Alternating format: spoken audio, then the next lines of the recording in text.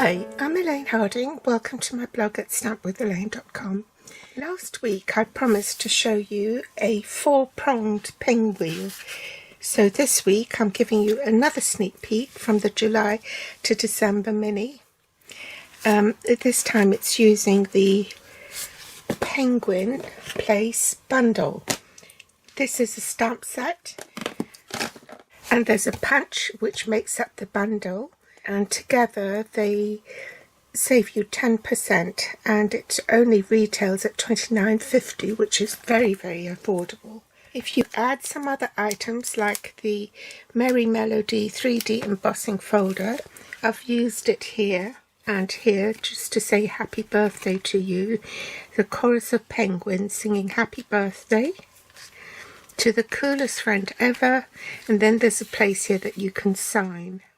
Be cool, be chill, be merry. So with a £45 spend excluding shipping, I earned these papers. These are free with a £45 purchase, and there are 6 12x12 double-sided design sheets. On this sheet you can actually punch out a penguin, but so as not to waste the other figures on the designer paper, I've skirted around the figure of the penguin so I can position it in here and punch. And from this same sheet you can cut out the pictures of the polar bear, the fox, to create an ordinary card. Tuxedo black memento ink, soft sea foam and calypso coral, and a blending brush and fresh freesia. You need some scraps of basic black cardstock. You only want to cut strips, and if you work from this end and feed the paper right to left, then you won't waste any cardstock. And then from the Whisper White, not Whisper White, Basic White, you do the opposite, so you feed the cardstock from left to right. So you keep going this way.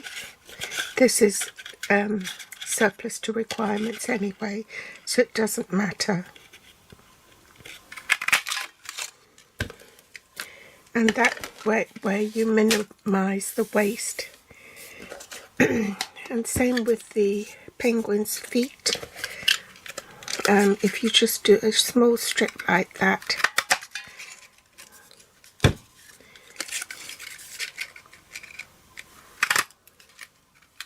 so I've already done mine and I've put them on glue dots so I don't lose the pieces, and then I can stick them on when I need them.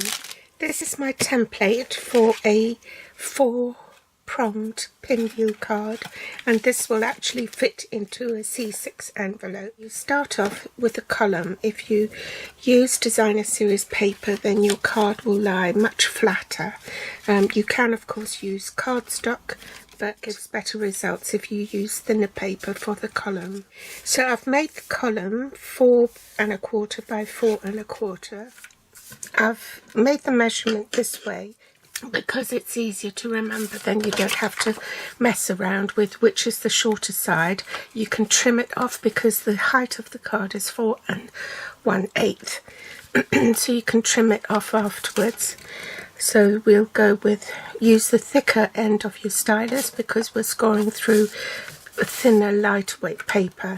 So you score 1 inch, 2 inch, 3 inch and 4 inches, leaving a 1/4 inch overlap, depending on which side you want to see. Now this one I had the penguins inside, but I think I'd rather have these soft sea foam. That's going to be in the inside. We want to score it this way. I'm going to put Tombow glue on the edge here.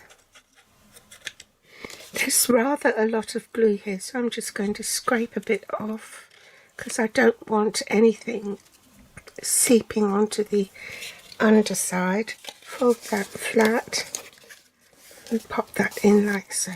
Set that aside and wait for it to dry while we run through the rest of the cardstock that you need.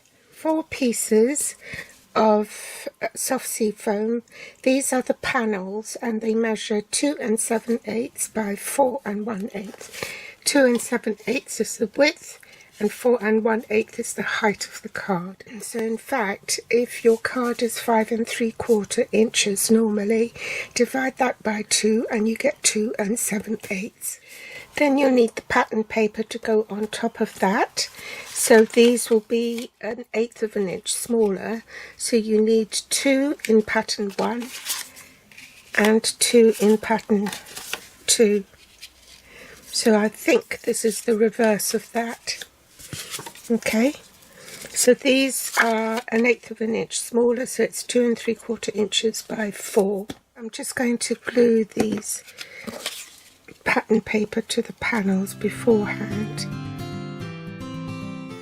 And when we come to gluing it onto the column, we want to alternate it. So those are the pattern papers and the panels. We need 2 patterns. I think these belong to different sheets. Yes, they do.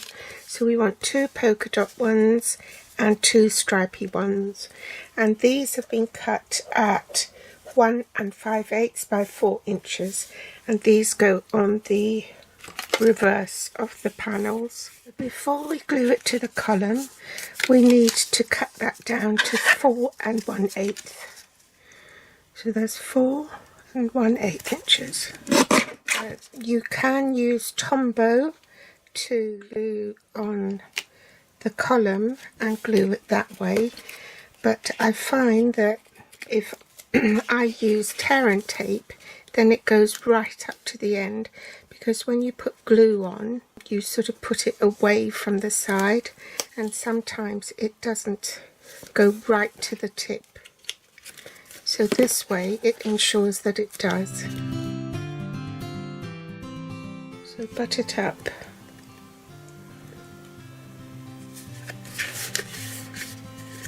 Alright, remove the backing tape from the next one along, and then make sure that's buttered right up to the edge.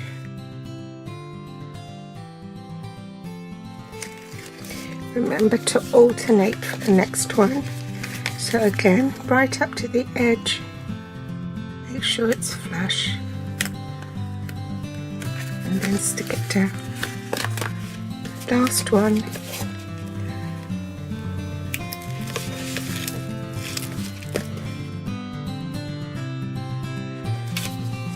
For some reason I seem to have done it in the opposite direction. It doesn't really matter. It depends on whether you glue it to the left or to the right. Make sure that the border on these 3 sides is even. Don't worry about this bit here in the middle, okay? The next one is a different colour, a different pattern I mean.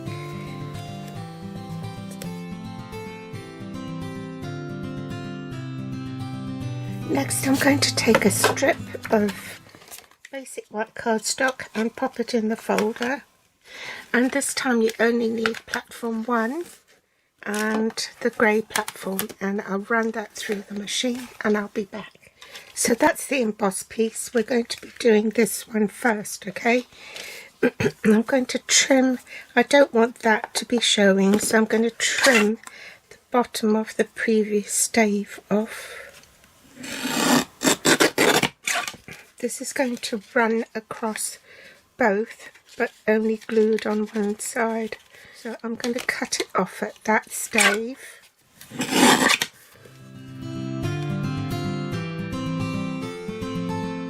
Take the soft sea foam ink and just gently go over the embossed stave of music to bring out the embossed notes. Next we need to stamp the balloon.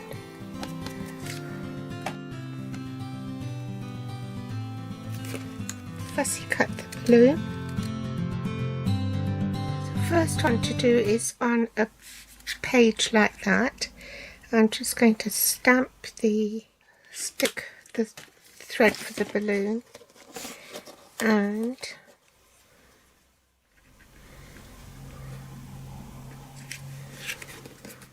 assemble our penguin. So remember the white piece we punched separately, so that goes in the middle like so. We need the stamp for the beak, so there are two, there's this one and that one, so we're using a triangular one.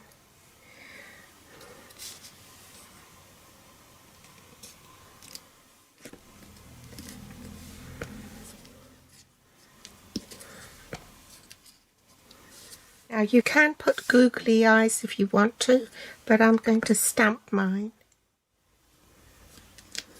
Remember the feet I put on glue dots. Now we can stick the feet on. Glue the penguin onto the project this way, so it looks as though he's holding the balloon, creating my flag end. So to do that, you cut in the middle and then from the outer edges toward the center.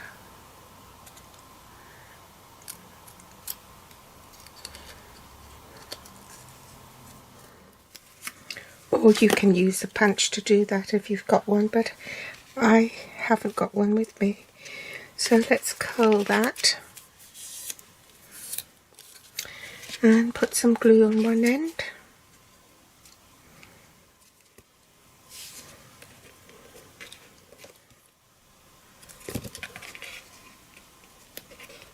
Oh no, I didn't press record.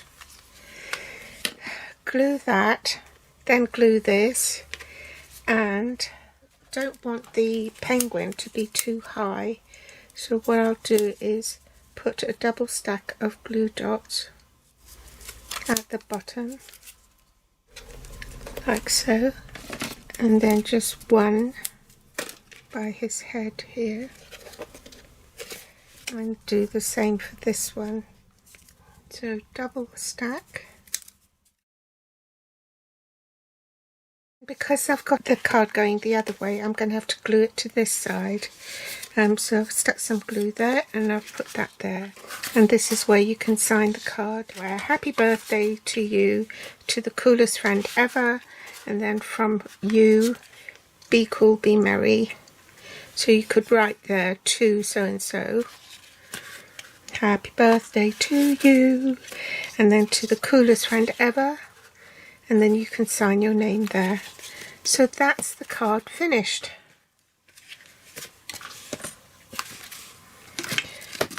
So I hope you've enjoyed today's sneak peek, and I'll be back with more inspiration next time.